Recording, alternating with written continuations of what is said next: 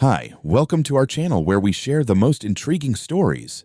I slammed the brakes as headlights caught the bold red under contract sign on my gate, my cabin, my land, and someone was selling it. The porch lights were on, the door ajar, like I'd never existed. This wasn't a mistake. This was war, and they had no idea who they were messing with. I pulled into the narrow gravel driveway just after sunset, the smell of damp pine and lake water drifting through the open windows of my truck. It had been 3 weeks since I last set foot on my lake cabin property, and I'd been looking forward to the familiar quiet, the creak of the wooden porch, the soft slap of waves against the dock.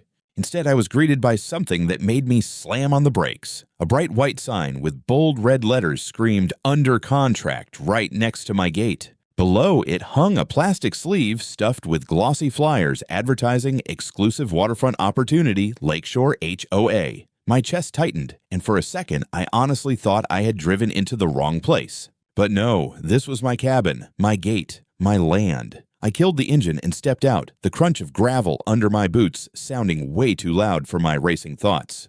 The gate had been decorated with a blue and white ribbon from some real estate company, like it was a damn grand opening. My first reaction was disbelief. My second was pure fury. I yanked one of the flyers off the gate and scanned the bold print. Price, $780,000, open house daily. Lakeshore HOA property with private beach access included. My hands shook as I read the phone number at the bottom. This wasn't a joke. Someone was trying to sell my property right under my nose. I hurried up the path to the cabin, my boots sinking into soft soil where I'd recently laid fresh mulch. The place looked staged. That's the only word for it. The porch chairs were arranged neatly with cushions I didn't own. My front door was slightly ajar, and the scent of some cheap, vanilla-scented candle lingered in the air. Inside, the curtains had been drawn wide open, and my living room furniture had been moved around like someone was prepping for a magazine shoot. There was even a bowl of fake fruit on the table. I stood there in stunned silence, the flyer still crumpled in my fist. Whoever did this had been inside my home. I pulled out my phone and called the number on the flyer. A cheerful voice answered on the second ring. "Hi, thanks for calling Lakeshore Realty. Are you interested in our exclusive waterfront listing?" I forced myself to breathe slowly. "This is Grant Lawrence. You're advertising my cabin, my property." What the hell is going on? There was a brief pause, followed by the kind of condescending chuckle people give when they think you're confused. "Oh, sir, this listing is handled in cooperation with Lakeshore HOA. We have all the paperwork. The property is under contract and open for showings. Are you a buyer?" I gripped the phone so tightly my knuckles popped. "No, I'm the owner, the actual owner. Nobody's selling anything." "Where did you even get the authority to do this?" She cleared her throat like she was reading off a script. "According to our records, Lakeshore HOA is in charge of the property. You might need to check with them directly if you have concerns. Would you like their office number?"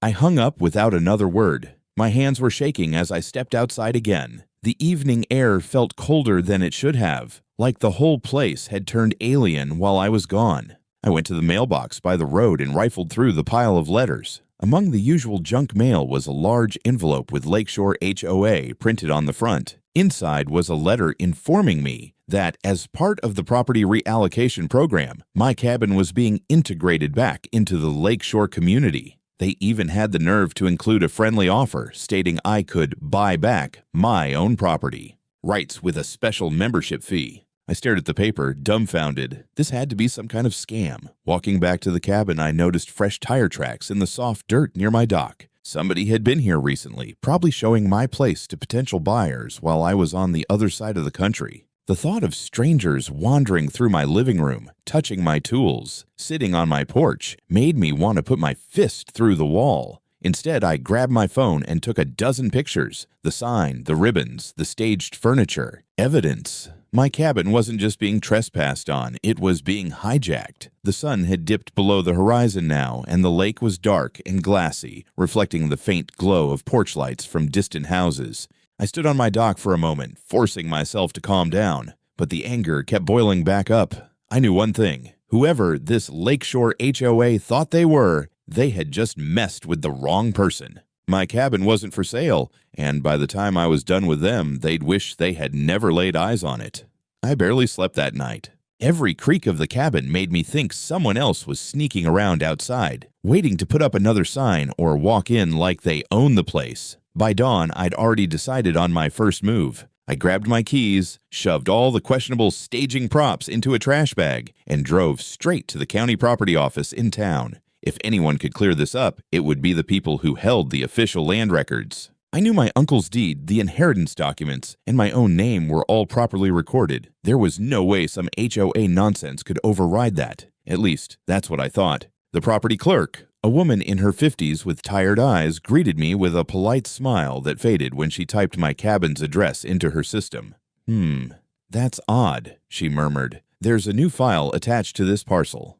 Looks like a revised deed transfer from 2017, referencing Lakeshore HOA as a managing entity." My stomach dropped. "That's impossible. My uncle never signed anything like that.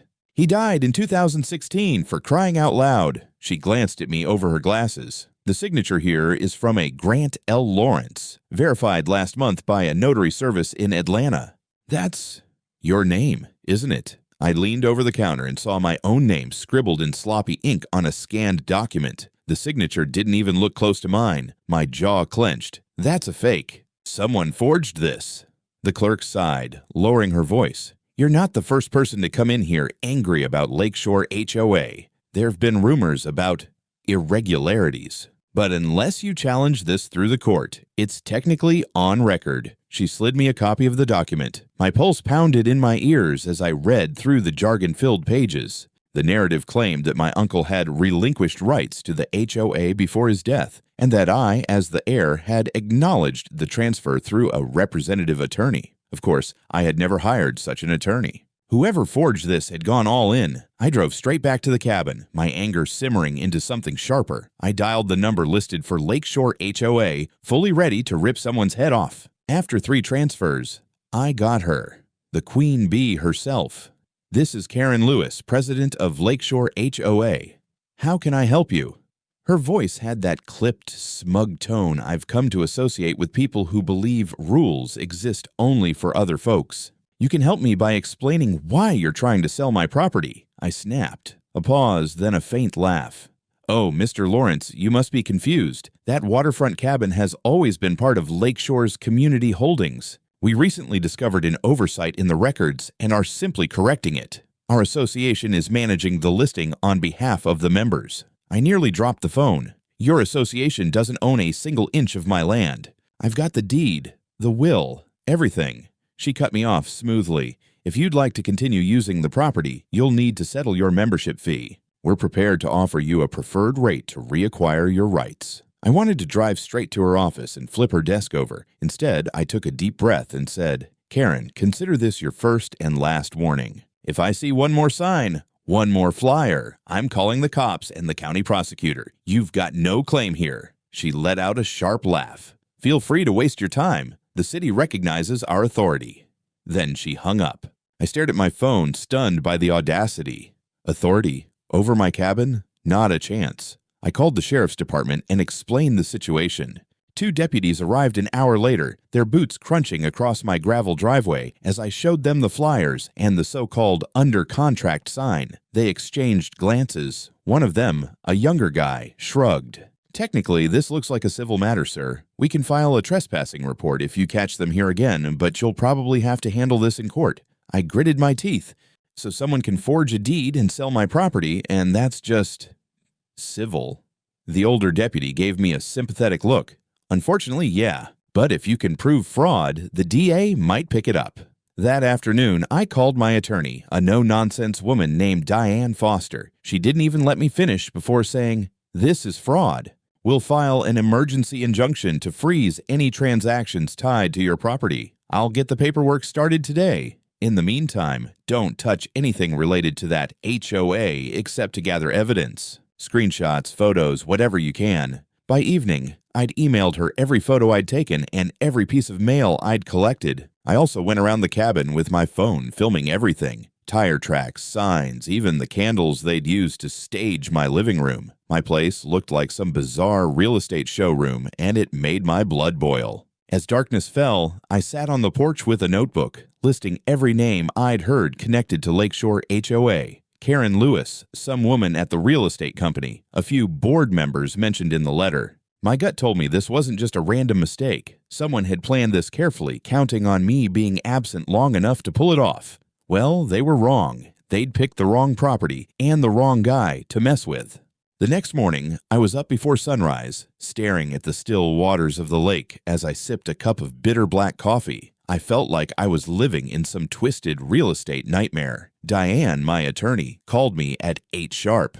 "Grant, I filed for an emergency injunction with the county court. This should freeze any attempts to sell or transfer your property until the matter is resolved. We'll need to build a strong case showing this is outright fraud." Her tone was brisk, almost eager, like she was ready for a fight. I liked that. "Good," I said, "because these people are already trying to play dirty." That same day, I called in a favor from Ben Cross, an old friend and former county sheriff who now worked as a private investigator. Ben was the kind of guy who didn't just find dirt, he shoveled it right into your enemy's front yard. I met him at a diner near town where he listened to my story with a grim nod. "Lakeshore HOA, huh? I've heard whispers about them. Karen Lewis is trouble. She's been running that board like a personal kingdom for years." I slid the forged documents across the table. "Can you dig into this?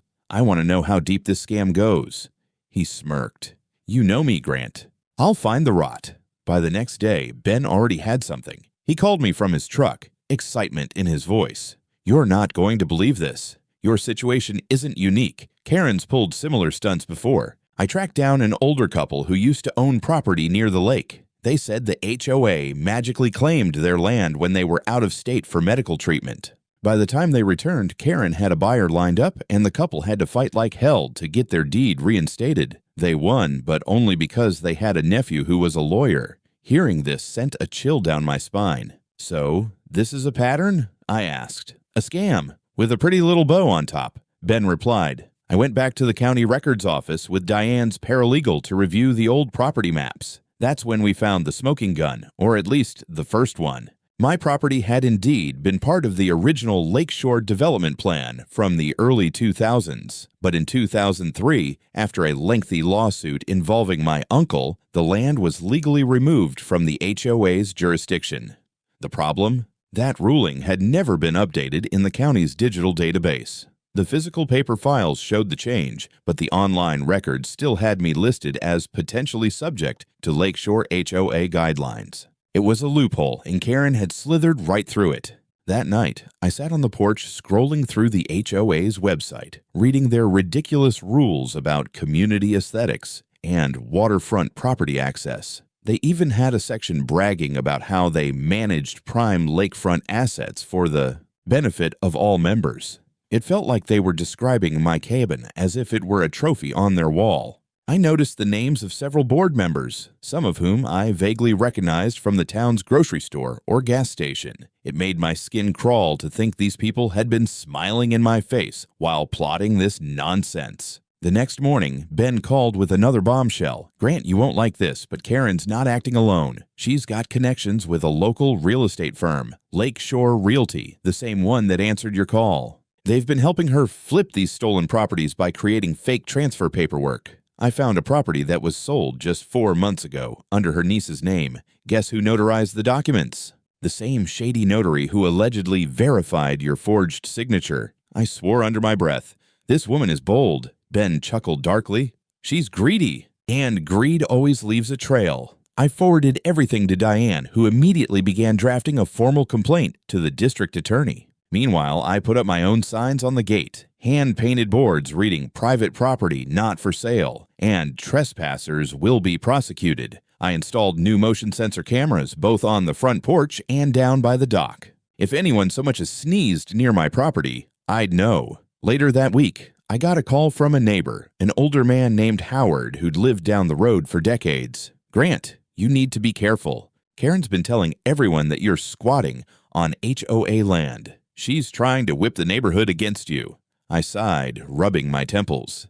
"Thanks, Howard. Don't worry, I've got a plan." And Karen has no idea what kind of storm she just stirred up.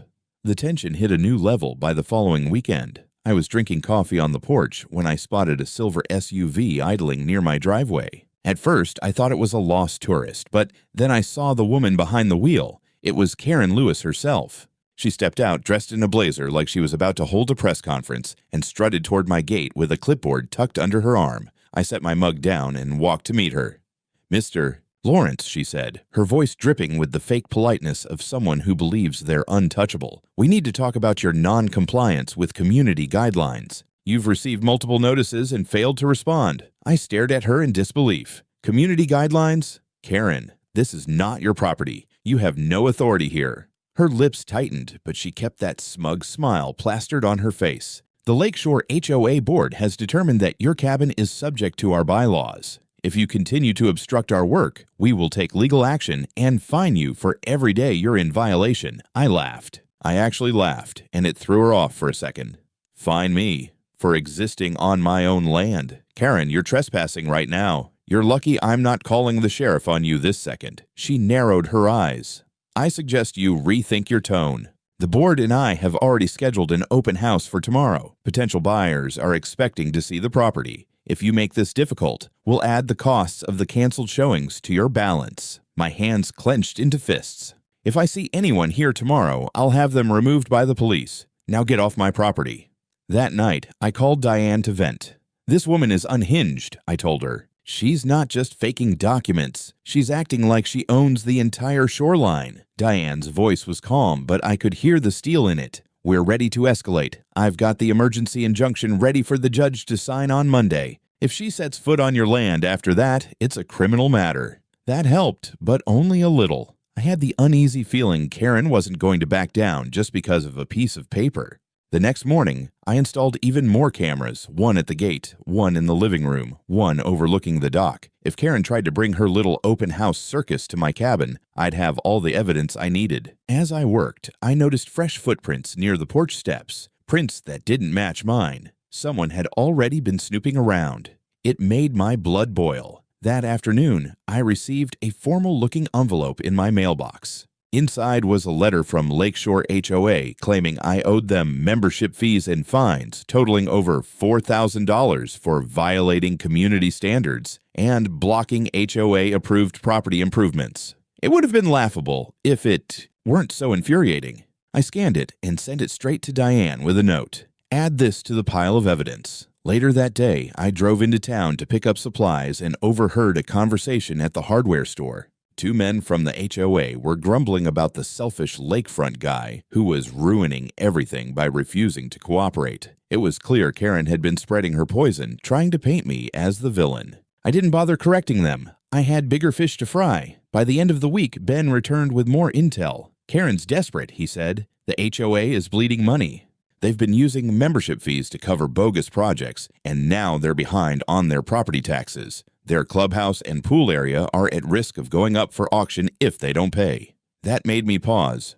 "Wait, the clubhouse? You mean their big glass and wood monstrosity by the main entrance?" Ben grinned. "Exactly. If they lose that, Karen's little empire crumbles. And I have a feeling she hasn't told her members about any of this." I leaned back in my chair, letting that sink in. For the first time since this whole mess began, I felt like I had a real advantage. Karen thought she was playing chess while I was fumbling with checkers. But maybe, just maybe, I was about to flip the whole board on her. The following Monday, I drove to the county tax office with Ben riding shotgun.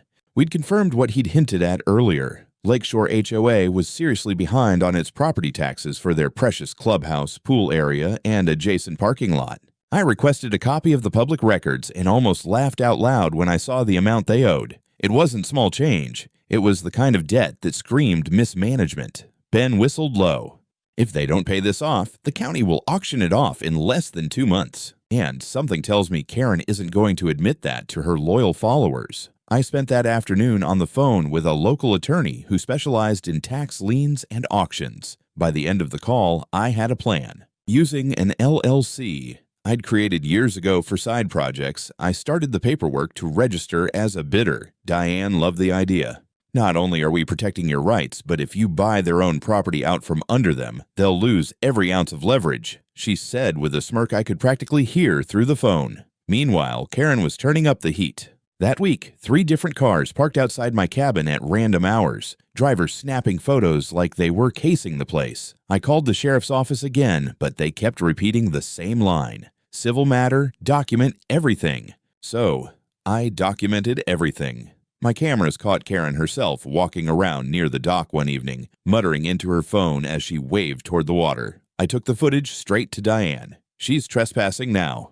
We're going to push this, she said, adding the incident to our growing case file. 2 weeks later, I sat quietly in the back of a small county auction room while Karen and 2 other HOA board members sat near the front, completely oblivious to who I was. I dressed down, old jeans, baseball cap pulled low, and bid on their beloved Clubhouse property through my LLC. They had no idea they were watching me dismantle their empire piece by piece. When the gavel came down and the property was officially mine for $92,000, I almost wanted to stand up and wave, but I kept my mouth shut and signed the papers with a slow, deliberate grin.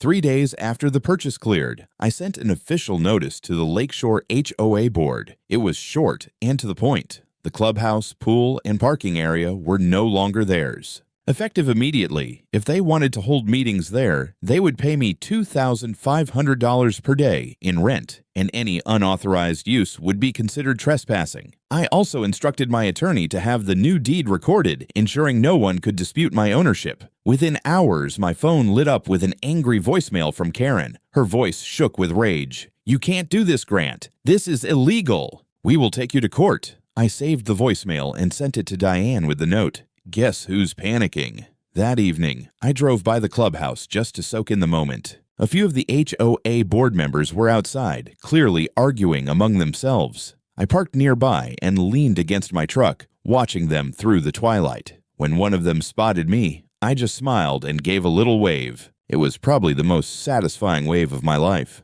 The next morning, I posted new signs around the property. Private property, no HOA access without permission. Within hours, I got a call from one of the less combative board members, a man named Tom. He sounded exhausted. "Grant, what do you want? You've made your point. We don't have that kind of money." I simply told him the truth.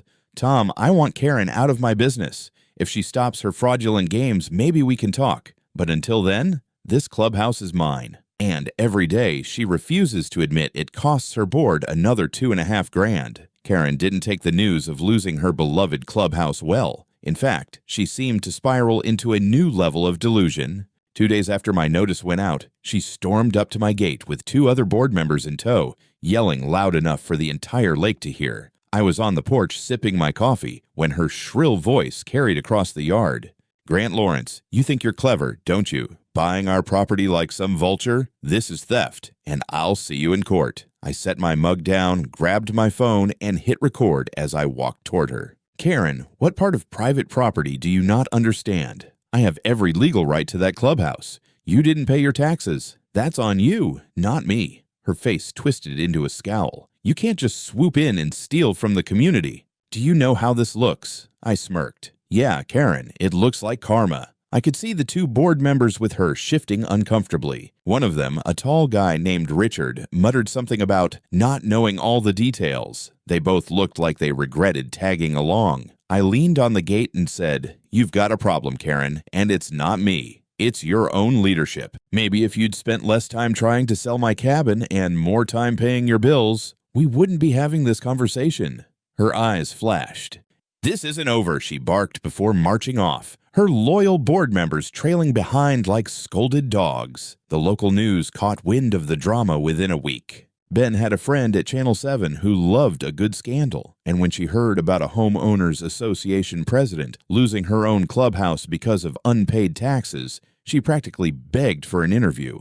I agreed, under one condition: we would focus on the fraud they tried to pull on me. We filmed the segment right there at my lakefront, with the reporter standing in front of the clubhouse property I now owned. When the piece aired, Karen's face might as well have been carved into stone. The comments section was brutal. People were calling her everything from HOA tyrant to real estate grifter. The next day, Diane called me with an update. "The district attorney's office is looking into the forged deed. They want to meet with you next week to discuss formal charges against Karen and possibly her board." I felt a surge of satisfaction, but I knew we weren't done yet. "Good," I said. Let's hit her where it hurts. Legally, financially, and publicly. Meanwhile, cracks were forming inside the HOA.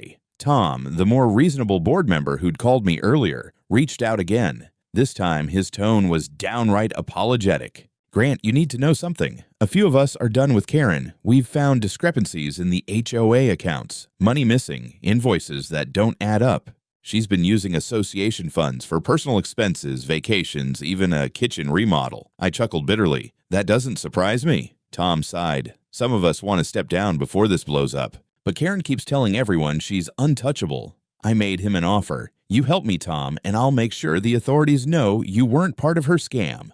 But I want everything, emails, receipts, anything that proves fraud." Over the next few days, Tom delivered. He handed over copies of internal HOA emails where Karen openly discussed reclaiming abandoned lakefront properties and scheming with the real estate company to list them. There were invoices for community events that never happened and payments to a notary service tied to Karen's niece. When I showed this to Diane, her eyes practically gleamed. "This is gold. This isn't just fraud, it's a full-on racket. The DA will eat this up." Karen must have sensed the walls closing in because she went on the offensive. She sent out a rambling email blast to every Lakeshore resident, painting me as some kind of predatory land snatcher and accusing me of conspiring with outside interests to destroy their community. I read it aloud to Ben, who laughed so hard I thought he'd choke on his beer. "She's losing it, Grant. That email sounds like the manifesto of a sinking ship." With the legal storm brewing, I decided to turn the screw just a little more. I changed the locks on the Clubhouse property and installed bright new signs. "Private property. Trespassers will be prosecuted." A few days later, I drove by and saw Karen standing in front of the building, staring at the sign like it was a personal insult from the universe. It was the sweetest moment of this entire mess. The courthouse was packed on the morning of the preliminary hearing. I sat at the plaintiff's table next to Diane while Karen marched in with a squad of high-priced attorneys trailing behind her like ducks in a row. She was dressed in a crisp white suit that screamed desperate attempt at control, and the glare she shot me could have melted steel. I just smiled and leaned back in my chair, letting her stew in it. The judge opened the session with a calm but firm voice, laying out the agenda. We were here to address the fraud complaint, review the forged deed, and hear testimony regarding the HOA's illegal actions. Diane started strong, presenting the forged documents and pointing out the obvious inconsistencies. She had copies of my uncle's original deed, the probate documents, and my signature samples, all lined up like weapons ready to fire. "Your Honor," she said, "this document, allegedly transferring ownership to Lakeshore HOA, is not only fraudulent but also impossible. The supposed signatory, my client's uncle, had been deceased for over a year when this transfer was dated. Furthermore, the notary who verified this signature is already under investigation for previous irregularities." I caught a glimpse of Karen's face as the judge raised an eyebrow. It was like watching a balloon deflate. When it was my turn to take the stand, I kept my testimony straightforward.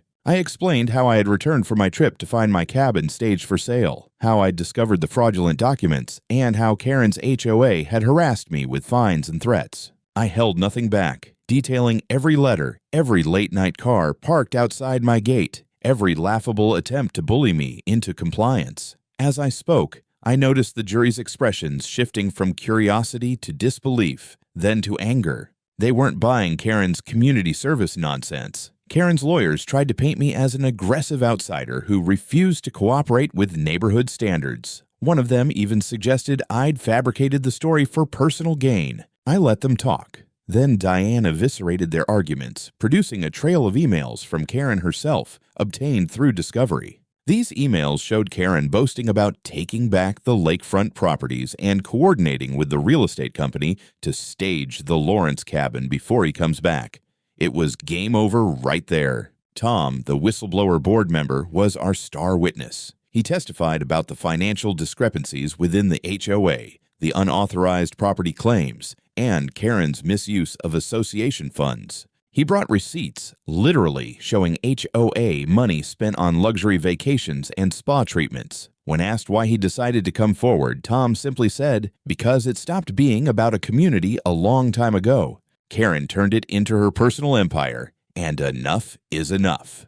By the second day of the hearing, the district attorney had stepped in. announcing that Karen and two of her board cronies were under criminal investigation for fraud, forgery, and misappropriation of funds. The courtroom buzzed with murmurs as the DA's team presented additional evidence, including testimony from other property owners Karen had targeted. It was like watching a house of cards collapse in slow motion. Karen sat there stone-faced, though I could see the twitch in her jaw. At one point, she muttered something under her breath, earning a sharp, "Ms. Lewis, control yourself," from the judge. By the time the hearing wrapped up, the judge ruled in my favor on every count. The HOA's claim to my property was null and void. They were ordered to cover all my legal fees and compensate me for damages caused by their fraudulent actions. When we walked out of the courthouse, reporters were waiting on the steps. Microphones and cameras swarmed as Diane made a brief statement. This case is a reminder that property rights are not up for interpretation, and fraud will always be exposed. I didn't say much, just thanked the community members who had supported me and promised that I wasn't going anywhere. That night, I sat on my porch with a cold beer, watching the lake ripple under the moonlight. I knew it wasn't over. Karen was still facing criminal charges, and there was plenty of fallout coming for the HOA. But for the first time in weeks, I felt like I could breathe again. Karen's downfall was swift and brutal. Within a month of the court ruling, the district attorney's office brought formal charges against her: fraud, forgery, conspiracy to commit property theft, and embezzlement. The day of her arrest felt almost surreal. I watched the news footage of her being led out of the HOA office in handcuffs, her pristine reputation crumbling in real time. 2 other board members were arrested alongside her, both looking like they'd aged 10 years overnight. The entire neighborhood buzzed with gossip, but this time, it wasn't me they were talking about. It was Karen, the self-appointed queen of Lakeshore, now dethroned. The HOA itself collapsed like a poorly built deck. With Karen gone and the finances exposed, members were stunned to learn just how much money had been siphoned off for personal luxuries, vacations, spa treatments, and consulting fees to her relatives. Several homeowners banded together to file civil lawsuits against her and what was left of the board. Some even came by my cabin to apologize for believing her lies. One man, an older gentleman named Harold, knocked on my door with a pie his wife had baked. "We're sorry for the way some of us treated you," he said, his voice heavy with embarrassment. "We didn't know what she was up to." I accepted the pie with a smile. "Don't worry, Harold. Karen had a talent for making people believe whatever suited her." Meanwhile, I officially took ownership of the HOA clubhouse and surrounding property. With the legal dust settling, I decided to put it to good use. Instead of leaving it as some empty monument to Karen's failures, I leased the building to a local art school that had been struggling to find a permanent space. Within weeks, the old clubhouse had transformed into a vibrant creative hub, filled with paintings, pottery classes, and weekend exhibitions that drew visitors from across the county. Watching artists set up their work where Karen once held her pompous HOA meetings was the sweetest form of poetic justice. I also installed a new sign at the entrance of the property. Big, bold letters read, "No trespassing, formerly Hope property, now privately owned. Yes, I have lawyers." I caught more than a few people laughing as they read it, and honestly, that was the point. The sign was my quiet victory flag, a reminder that I had not only protected my own land, but dismantled the toxic little empire that tried to steal it. Karen's sentencing hearing drew a crowd. Diane and I attended, mostly out of curiosity, though part of me wanted to see it through to the end. The judge sentenced her to 8 years in state prison, with no chance of early parole for the first 3. The courtroom gasped when they read the charges, and Karen finally dropped the icy facade she'd worn through the trial. She broke down crying, but I felt no sympathy. She had brought this on herself. After the sentencing, I stood outside the courthouse for a long moment, breathing in the crisp autumn air. This battle had been exhausting, but it taught me something about standing your ground, literally and figuratively. When I drove back to the cabin that night, I parked by the dock and walked out onto the weathered boards, letting the calm lake water reflect the fading sunset. The silence was perfect. No HOA thugs, no real estate vultures, no Karen. Just peace. Later, as I sat on my porch with a fresh cup of coffee, I glanced over at the art school's weekend exhibition across the road. Kids were running around, laughing, and their parents were setting up tables with crafts and baked goods. My little corner of the lake had become a place of creativity and community, all without the suffocating grip of an HOA. And as the sky turned purple over the water, I realized that everything Karen had tried to take from me had only made me appreciate this place even more.